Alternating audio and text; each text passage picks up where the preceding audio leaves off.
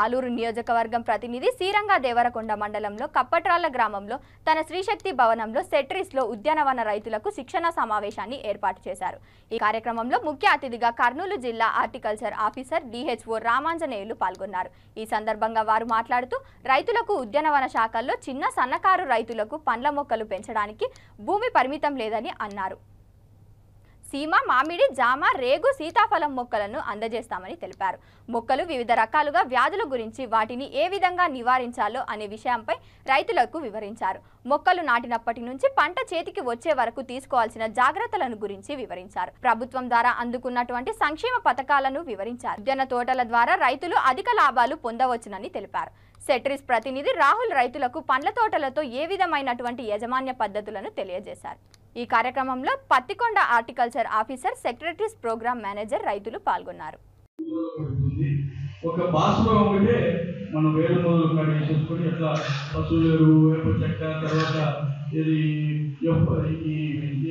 పేడ ఎరువులు ఇవన్నీ కలిపి వేసుకుంటాం కదా. వేసుకున్నప్పుడు అక్కడనే వీలైతే ట్రైకోడర్మా మిశ్రమం కలిపినటువంటి ఎరువులు వేసుకున్నట్లయితే నీకు వేరుకులు తెగులు అన్నటువంటిది కూడా రాకుండా ఉంటుంది. ట్రైకోడర్మా కలిపినటువంటి ఎరువును మన భూమిలో కానీ గుంతలు కానీ వేసుకున్నప్పుడు అక్కడ అది ఈ సంవత్సరంగా ఏమిస్తుంది.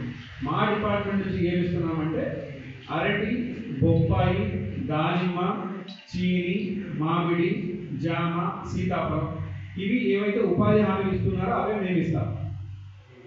అంటే ఉపాధి హామీలు ఏమి ఇస్తున్నారో అవే మేము ఇస్తాం. కానీ ఉపాధి హామీలో జాబ్ కార్డు ఉండాలి, 5 ఎకరాల లోపు ఉండాలి. అవునా కదా? మాకు 5 ఎకరాల కన్నా తక్కువ ఉన్నా పర్లేదు, 5 ఎకరాల కన్నా ఎక్కువ ఉన్నా పర్లేదు, జాబ్ కార్డు లేకున్నా మేము ఇస్తాం. గవర్నమెంట్ ఉద్యోగం ముఖ్యంగా మనం డిపార్ట్మెంట్ నుంచి ఫస్ట్ వచ్చేసి డ్రిప్ ఇరిగేషన్. డ్రిప్ కానీ స్ప్రింక్లర్ కానీ అన్నీ ఉండండి నాకు తెలుసు. కాబట్టి ఫస్ట్ హార్టికల్చర్ ప్లాంటేషన్ ముఖ్యంగా అంటే కూరగాయలు కానీ హార్టికల్చర్ అంటున్నారు కానీ అప్పుడు పండ్లు వస్తాయి, కూరగాయలు వస్తాయి, పూలు వస్తాయి. దీంట్లో ముఖ్యంగా మీరు పట్టించుకోవాలంటే ఖచ్చితంగా అయితే డ్రిప్ కానీ స్ప్రింక్లర్ కానీ ఉండాలి. దీనికి డిపార్ట్మెంట్ సబ్సిడీ ఇస్తుంది. దానికి రిజిస్ట్రేషన్ మీ ఆర్బీకేలోనే చేస్తారు. అర్థమైందా? అంటే డ్రిప్ కావాలన్నా స్ప్రింక్లర్ కావాలి.